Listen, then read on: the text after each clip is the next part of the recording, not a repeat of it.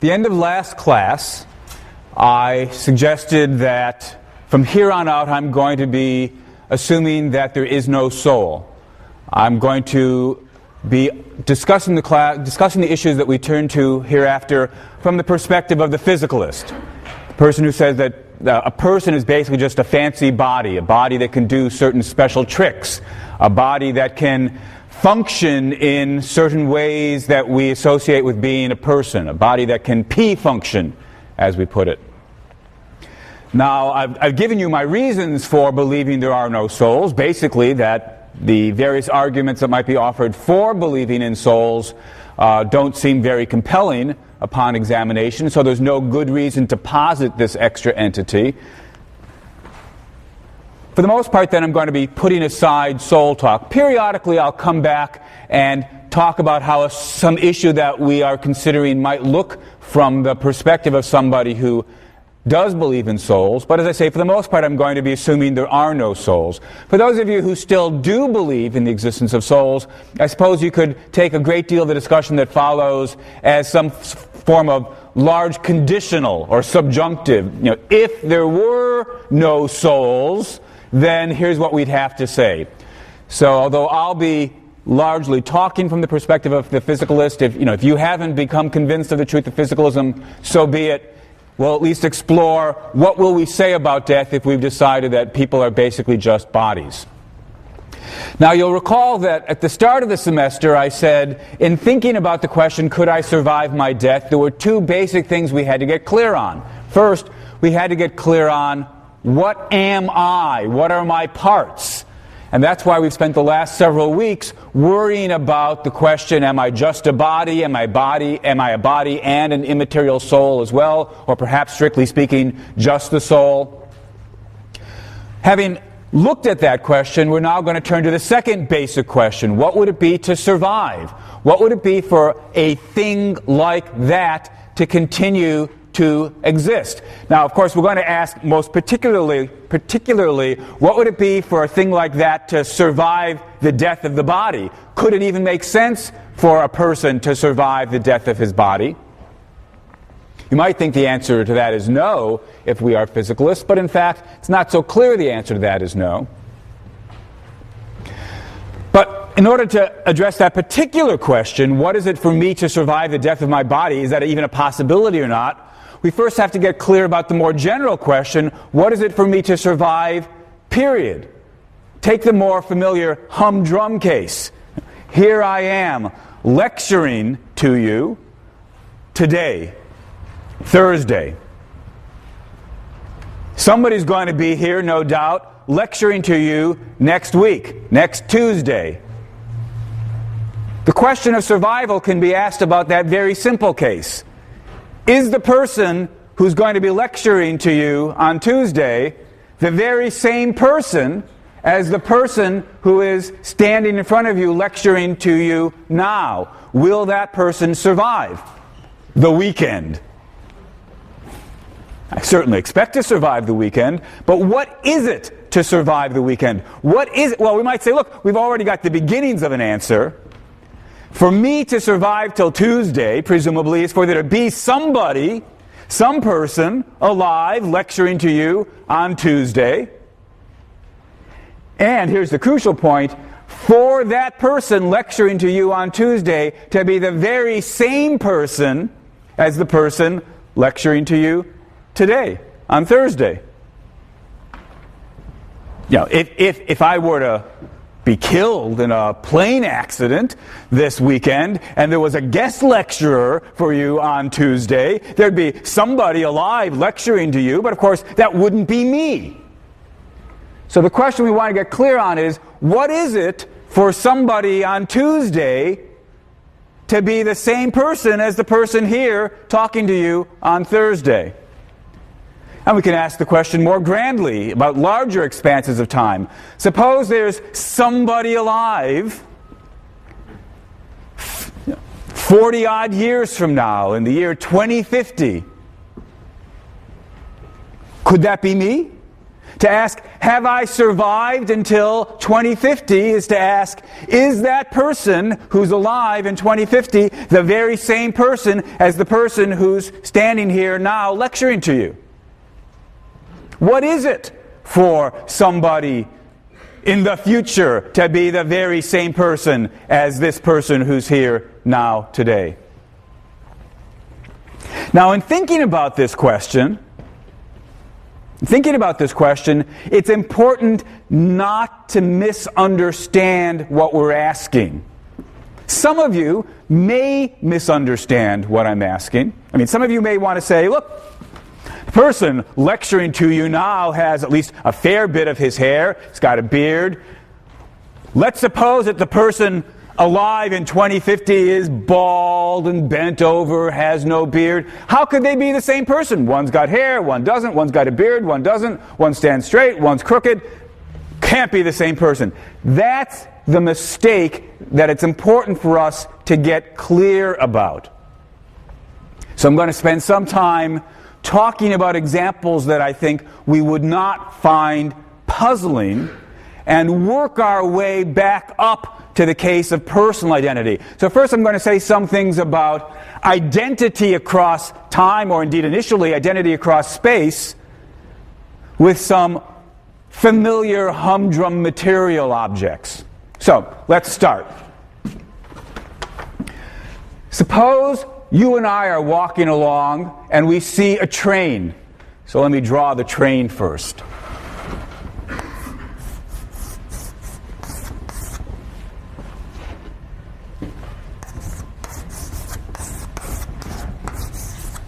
Not very good artist, but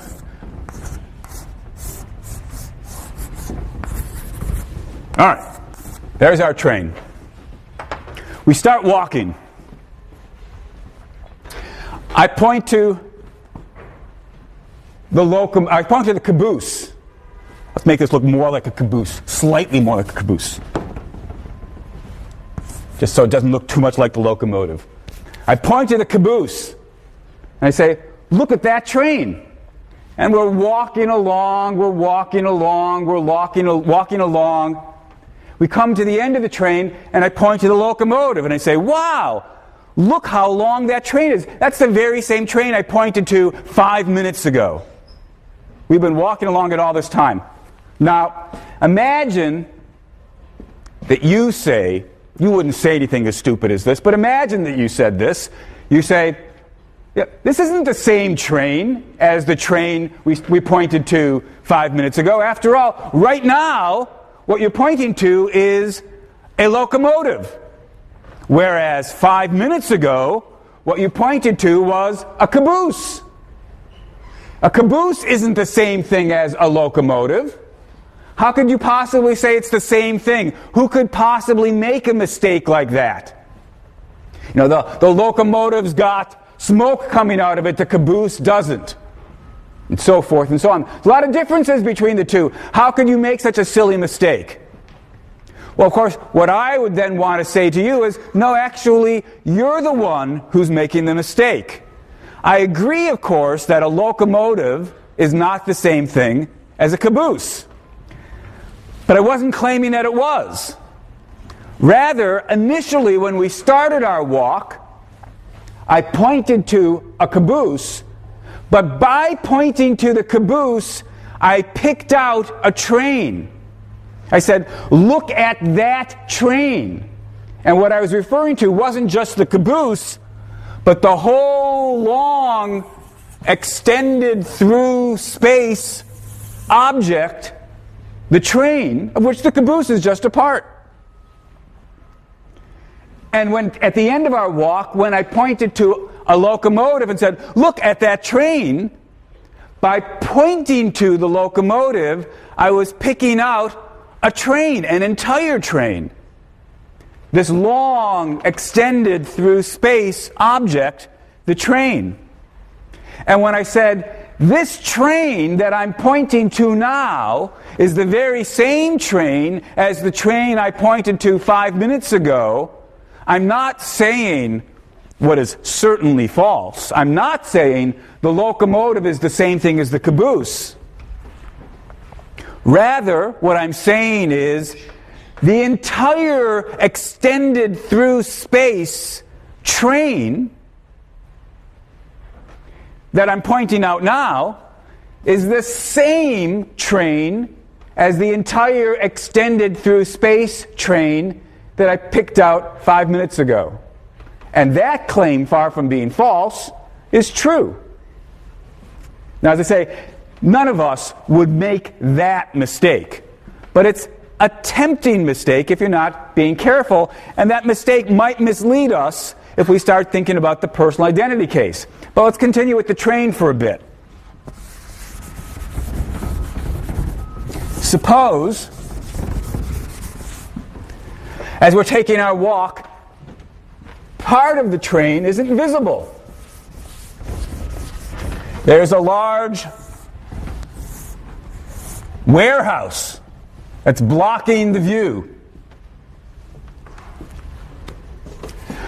We're walking along the way, we see a caboose, I say, there's a train.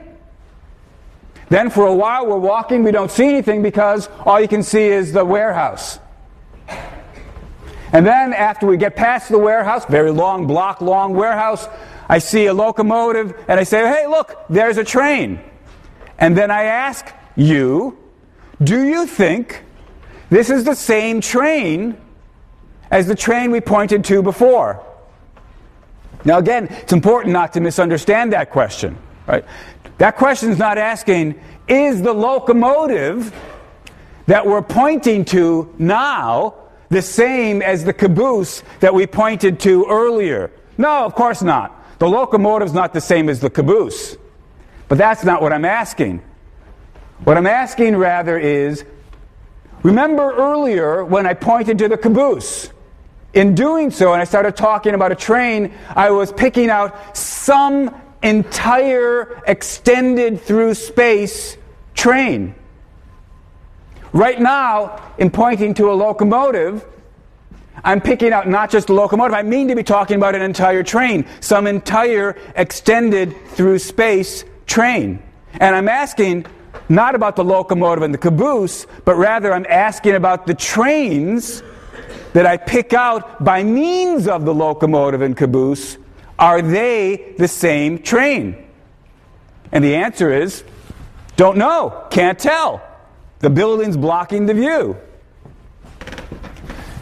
Suppose we had X-ray vision and could see through the building, then the answer would be, well, look, if what we've got is something like this, then of course we do have one single train. The extended through space train I picked out at the end of our walk is the same as the extended through space train that I picked out at the beginning of our walk. But it might not turn out that way. It might turn out, if I had X-ray vision, that what I'd see is this.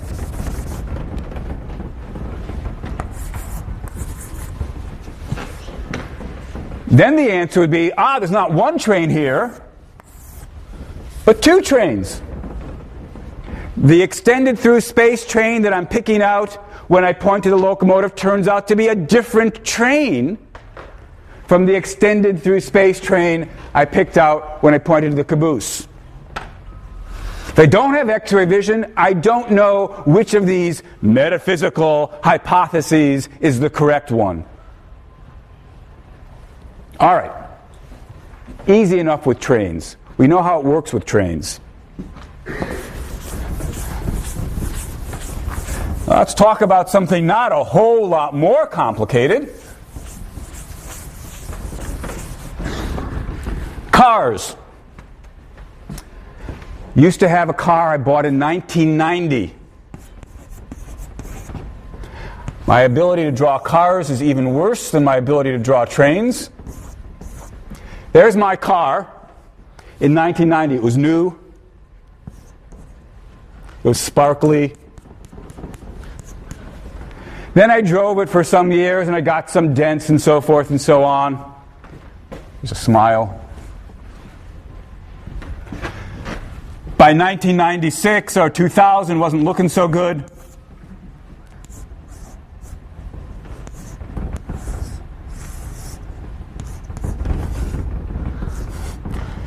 sparkle had gone, had a couple of dents. That was the car in 2000. By 2006,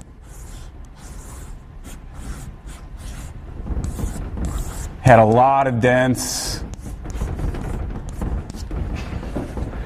2006 when it finally died. All right. Now, we all understand the claim that the car I had in 2006 was the very same car as the car I had in 1990. Of course, again, got to be careful not to misunderstand what's being said. We all know that in 2006, the car had a lot of scratches and had gotten banged in on one side and pretty sorry looking in terms of the scrapes and the paint job and the rust. Whereas the car in 1990, new and shiny and smooth. You might say the 2006 car stage is obviously not the same thing as the 1990 car stage. That's like thinking that the locomotive is the same thing as the caboose.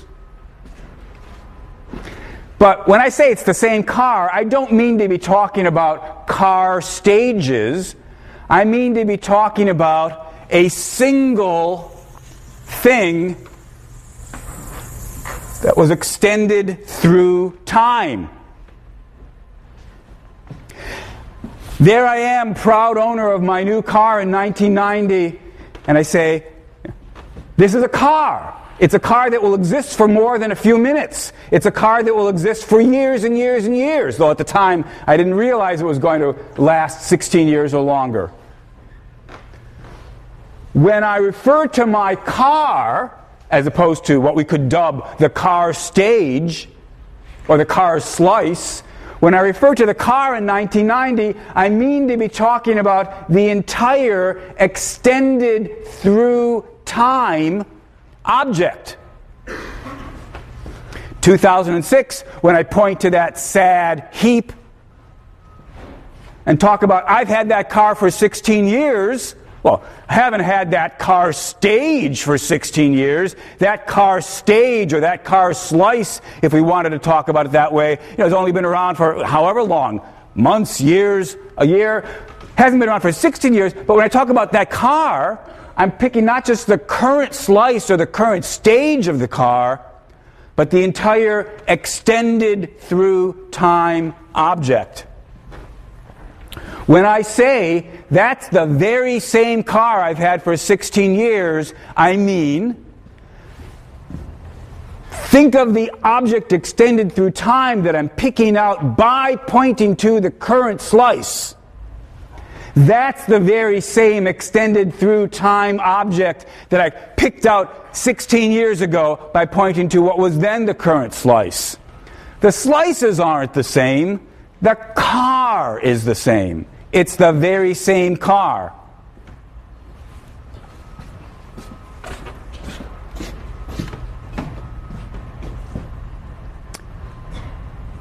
Well, now let's imagine a somewhat more difficult case. The end of 2006, my engine failed. I sold the car to a dealer, junk dealer. Suppose that in 2010,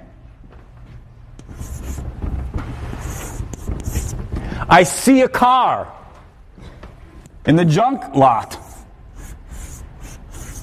and it looks familiar to me.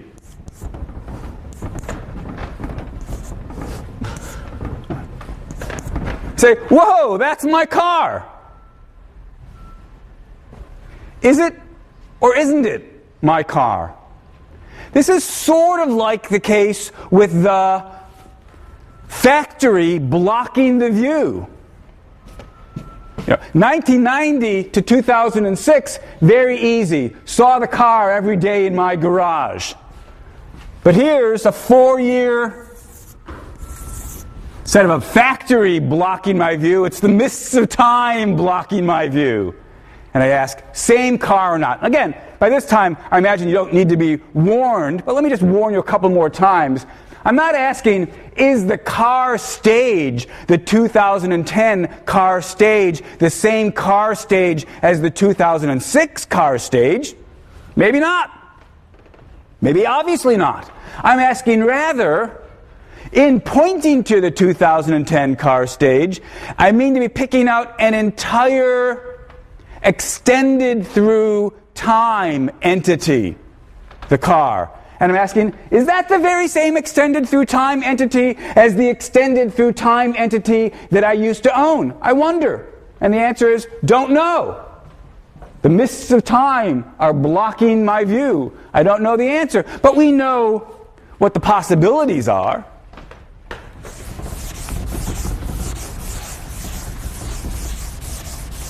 One possibility is that indeed it's the very same. I won't draw it all. 2008 and so forth. It could be the very same car.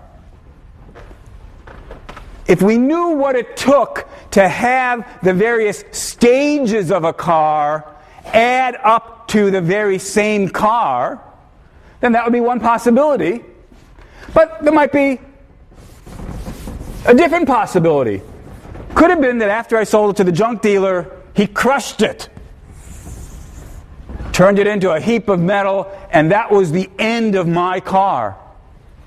And the car I'm seeing on the dealer's lot in 2010 might be some other car with its own history. What we're wondering about is there a single, here's a piece of jargon. Is there a single space-time worm here? Or are there two? When I look at the car in 2010 and say, there's a car, I wonder if it's the same car, I'm asking about this thing that's extended, well, obviously through space, since cars take up some space, and through time. Looks a bit like a worm, so philosophers call them space-time worms. Is the space-time worm that makes up this car the same space-time worm as the one that made up my car? One worm there or two? And the answer might be, don't know. Need to have more facts. But at least that's what the question is. Now,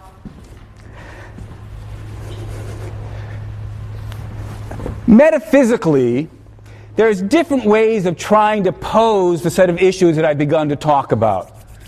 Should we say, as we might say with the train is made up out of the various cars, the locomotive, the caboose, and the intervening cars. So the train, that's the way we normally think about trains, at least the way I normally think about trains. The train's a bit like a sandwich, right? The metaphysically fundamental things are the caboose, the locomotives, the intervening trains. If they're glued together in the right way, they make up a train. What's the right kind of metaphysical glue for trains? Well, it's being connected with those little, locks. That may or may not be the right way to think about what I've been calling car stages or car slices. On some metaphysical views, you might say, just exactly like with the train, the car stages are the metaphysically fundamental things, and a car, something extended through time, is glued together like a sandwich from the car stages. And then we might worry about what's the relevant metaphysical glue for cars. On other metaphysical views, no, what's really prior is the car itself, and talking about car stages is a certain convenience, a kind of way of chopping up the fundamental thing, the car. So to use an analogy that I think David Kaplan, a philosopher at UCLA, offers, it's as though you have to think of it more like a bologna or a salami that you can slice. If for certain purposes you can talk about slices, but the fundamental thing's the salami. All right. In thinking about cars, should we say that the fundamental thing is the car stages and they get put together like a sandwich to make cars? Or should we think that the fundamental thing is the car extended through time and they can be sliced up to make car stages? For our purposes, I think we won't have to go there. Doesn't really matter. As long as we're comfortable talking about entire space-time worms, the cars, and the slices, or the stages. We don't have to ask which is metaphysically prior. I should also mention that there are other metaphysical views about what goes on when an object exists over time. I've been here helping myself to the suggestion that we should think about extension over time analogously to the way we think about extension over space. That's why I started with a spatial example, the train, and moved to the temporal example, the car. And there are those philosophers who think that's exactly the right way to think about it, and those philosophers who think, no, that's misleading. When an object is extended over time, really the entire object's right there at every single moment. These are interesting and difficult questions, but again, I think for our purposes, we don't have to go there.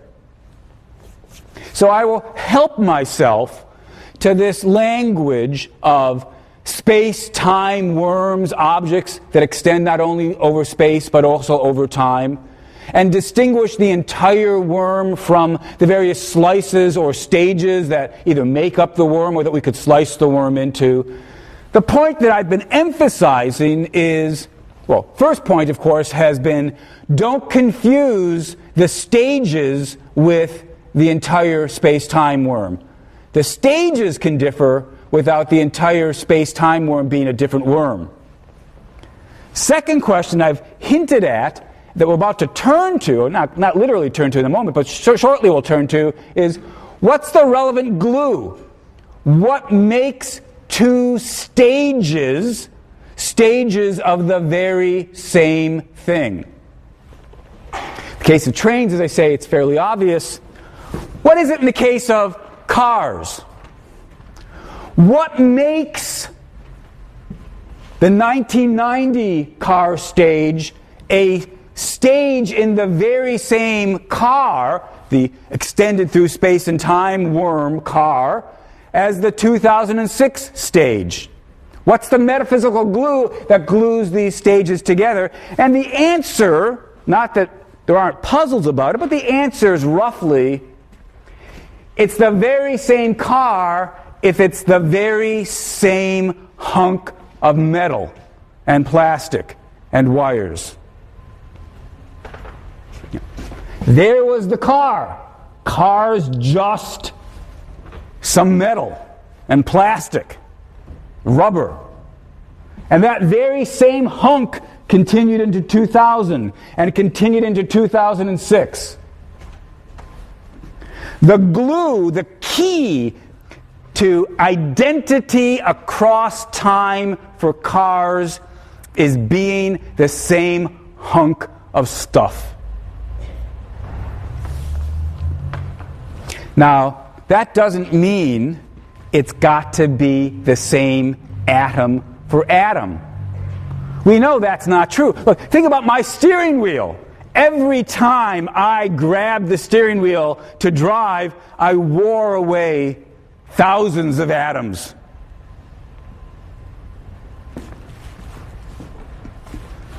You can lose some atoms and still be this very same steering wheel. Every now and then, I'd replace the tires on my car. But for all that, it was the same hunk of stuff. Now, this raises sort of an interesting issue. How many changes of the constituent parts can you have and still be the same hunk of stuff? If this was a class in which we were going to worry about the general problem of identity across time, this would be a problem we'd have to directly face. But since we are only looking at enough of the problem of identity to get to the question that we really want to think about, the nature of personal identity across time, I'm not going to pursue that. I just want to flag the thought that you can be the very same hunk of stuff even if some of the constituent atoms have changed along the way. And even bigger parts. You can replace the headlights and still be the same hunk of stuff. Anyway, that's what's gone on in the car case. Same hunk of stuff, 1900 to 2006. And when I see the car on the junk dealer's yard in 2010 and ask, is that my car or not? The answer lies in, if only we could know, is it the same hunk of stuff or not? That's what the key, the metaphysical glue is, being the same hunk of stuff. All right, let's turn now to the case we really wonder about.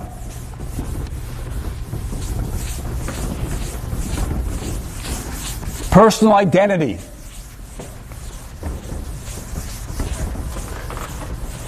Here's somebody lecturing to you in 2007. Shelley Kagan. We imagine there's somebody in 2050. And we ask, is that Shelley Kagan? We'll call him Mr. X. We ask, is that the same person or not? Now again, at this point, you're not going to be tempted by the mistake, right? I'm not asking, is this person stage, Mr. X, the same person stage as SK 2007? Obviously not. SK 2007 still got his hair, has the beard, stands up more or less straight. Mr. X is bald, doesn't have a beard. I suppose I should have drawn him bent. Can I do that? A little cane, right? I'm not asking, is the person stage, Mr. X, the same as the person stage, SK 2007?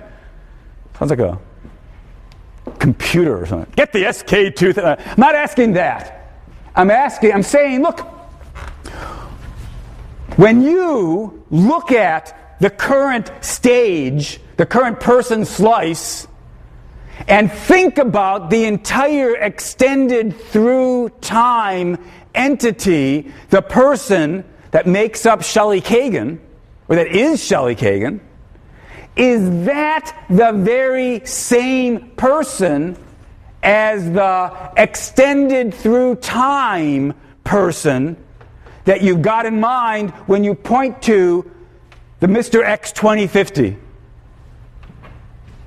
The stages are obviously different, but by looking at the stages, we pick out a space-time worm that makes up a person. And we're asking, is that the very same space-time worm as the one we picked out previously, or a different space-time worm than the one we picked out previously? And the answer, presumably, is going to be, well, it depends on getting clear on whether the stages are glued together in the right metaphysical way. And so what we'd like to know is, well, what does it take for two person stages to make up or be part of the very same extended through time person? What's the metaphysical glue that underlies being a single extended through time person? What's the key to personal identity? If we could get clear about the answer to that metaphysical question, the key to personal identity, we'd at least know what we needed to find out to answer the question, is this one person or two? Are the pieces glued together in the right way? Different question. The question that we're ultimately hoping to get an answer to. Could I survive my death? Well, look, think again about the question we started with. Could I survive the weekend? To survive the weekend, there's got to be somebody who's alive, some person on Tuesday, and that person's got to be the very same person as the person you're looking at now, you're thinking about now.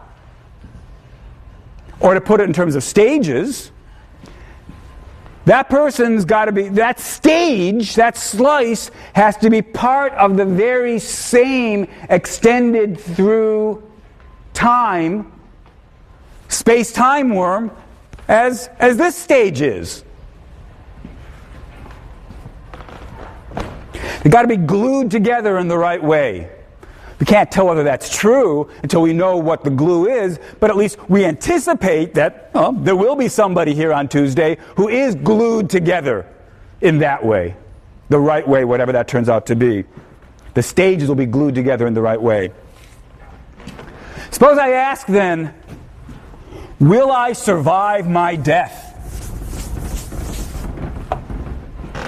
All right, so I'm going to be optimistic. I'm going to assume that I make it to 2040.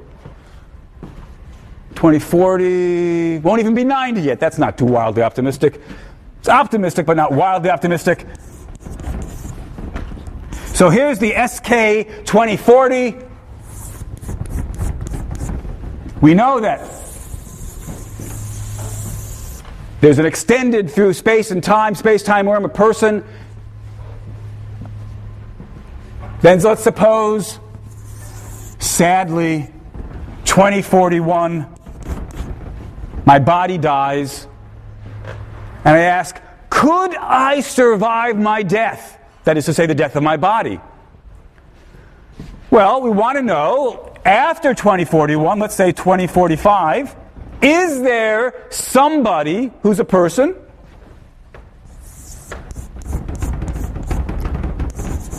call him Mr. X. Could it be the case that there'd be a person in 2045 after the death of my body in 2041? Could it be the case that there's a person who's part of the very same space-time worm that you're thinking about right now? Could that be or not? We can't answer that question until we are clearer about what does it take to have identity across time. What's the key to personal identity? What's the metaphysical glue? Once we get clear about what the relevant metaphysical glue is, we'll be in a position to start asking, could this happen or not?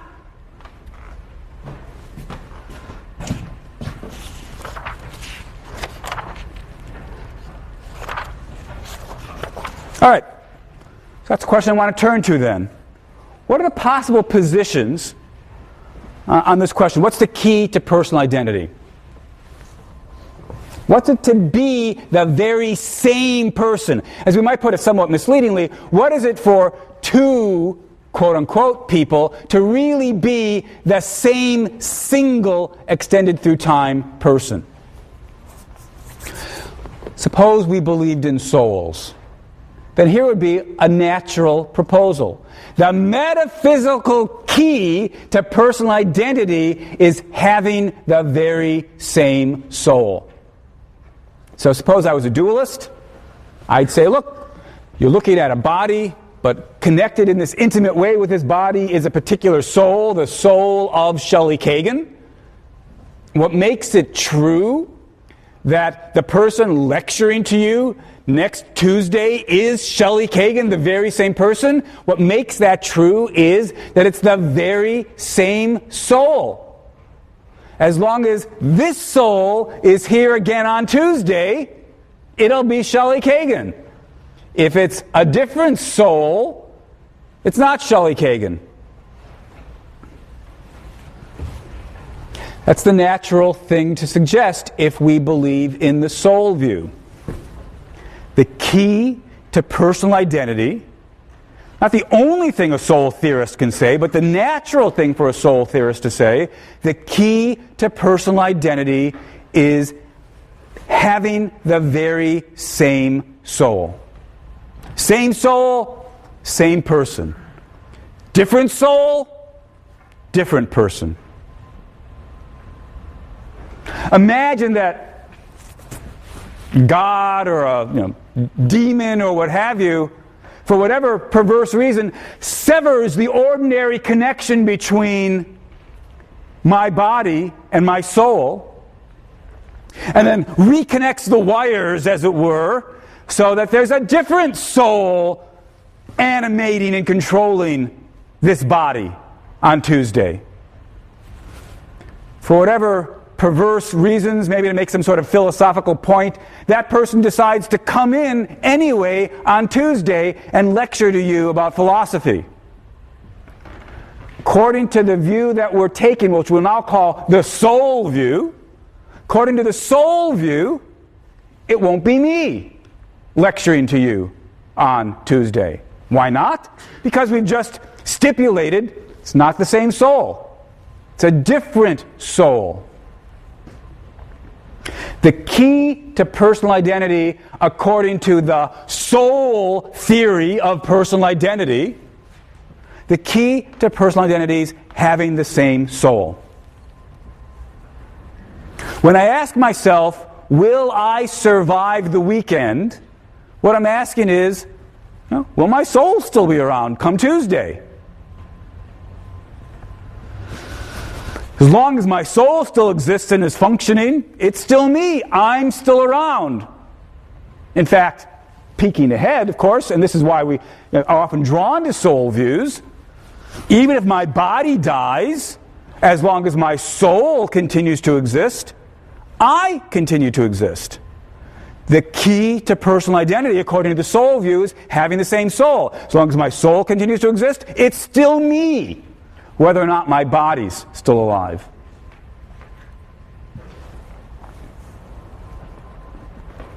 And it's precisely for this reason that at least the soul, belief in the soul, combined with the soul theory of personal identity, holds out the possibility of surviving my death. We may not know that the soul will continue to exist after the destruction of the body, but at least it seems like a possibility. Plato, of course, as we know, tried to argue that we could know, that there were good grounds for believing the soul would continue to exist. I've said I don't find those grounds so convincing. But even if we didn't think we could show that the soul would continue to exist, at least it could. It would make perfect sense to think about it continuing to exist. And so I could survive the death of my body. In contrast, prospects don't look so promising for surviving my death of my body if we don't believe in dualism, if we're physicalists. If a person is just a P-functioning body, how could it be that after the death of his body, he's still around? Well, we'll say more about that a little bit later.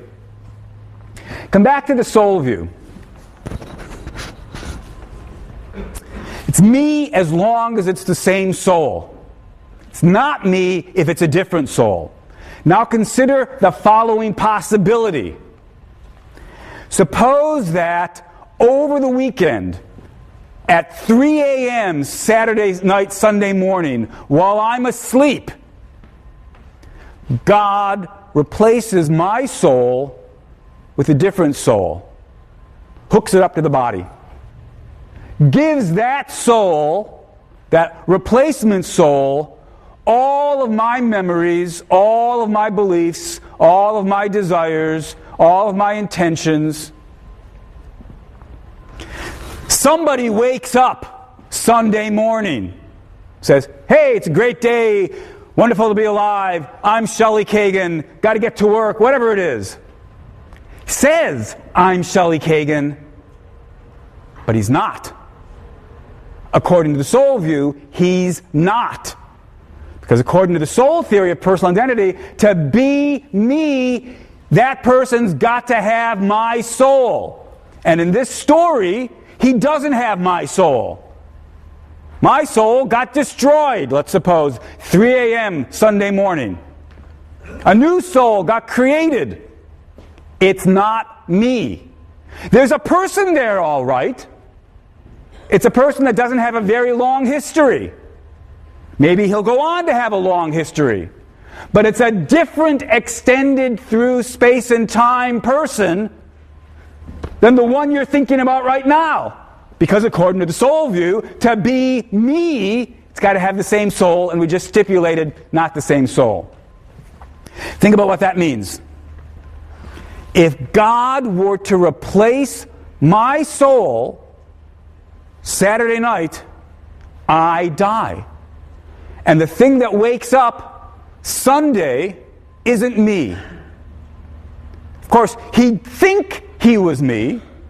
He'd think to himself, I'm the very same person who was lecturing about philosophy last week. But he'd be wrong. Isn't the same person because it's not the same soul. He'd be wrong, and notice this, there'd be no way at all he could tell. He can check his beliefs, he can check his desires, he can check his memories, but that's not the key to personal identity according to the soul view. The key to personal identity according to the soul view is having the very same soul. Can't check that. You can't see the soul to see if it's the same one. So if this were to happen to him, he wouldn't be Shelley Kagan, the person who'd been lecturing last week, but there'd be no way at all he could know that. And now, the question you need to ask yourself is, how do you know this didn't happen to you last night? You woke up this morning thinking, I'm the very same person, Joe, Linda, Sally, whatever it is, the very same person who was in class yesterday. How do you know? How could you possibly know? If God replaced your soul with a new one, destroyed the old one, gave the new one all the old memories, beliefs, desires, goals, and so forth, that person who was in class last week, yesterday, died. The person who's here now hasn't been around 10 years, 20 years, what have you. You were born a few hours ago. And there'd be no way at all that you could possibly tell. How do you know, not only that it didn't happen to you last night, how do you know something like this doesn't happen every single night? Every hour, on the hour. Every minute, every second, God whips out the old soul, destroys it, puts in a new one with, maybe souls only last for a minute and a half.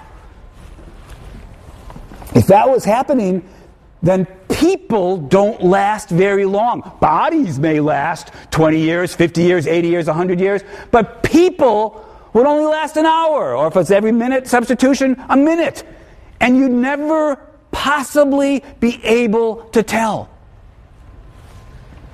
Now, these worries were raised by John Locke, the great British philosopher, and he thought, this is too big a pill to swallow.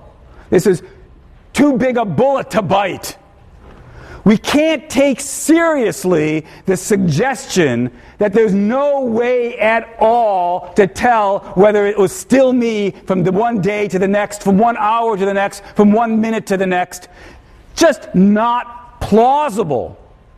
It's not that there's anything incoherent about this view, that there's anything logically contradictory about this view. You just have to ask yourself, could this really be what personal identity is all about? That there'd be no way at all to tell whether I've survived from 1 minute to the next, from 1 hour to the next? Locke thought no. You couldn't possibly take this view seriously if you thought about what it meant. Notice, this is not an argument that souls don't exist. If you find this argument convincing, what it's an argument for is the claim that even if souls do exist, they may not be the key to personal identity. And so what we have to ask ourselves is, what's the alternative? What better suggestion is there for what we could point to as the metaphysical glue, the key to personal identity? And that's the question that we'll take up next time.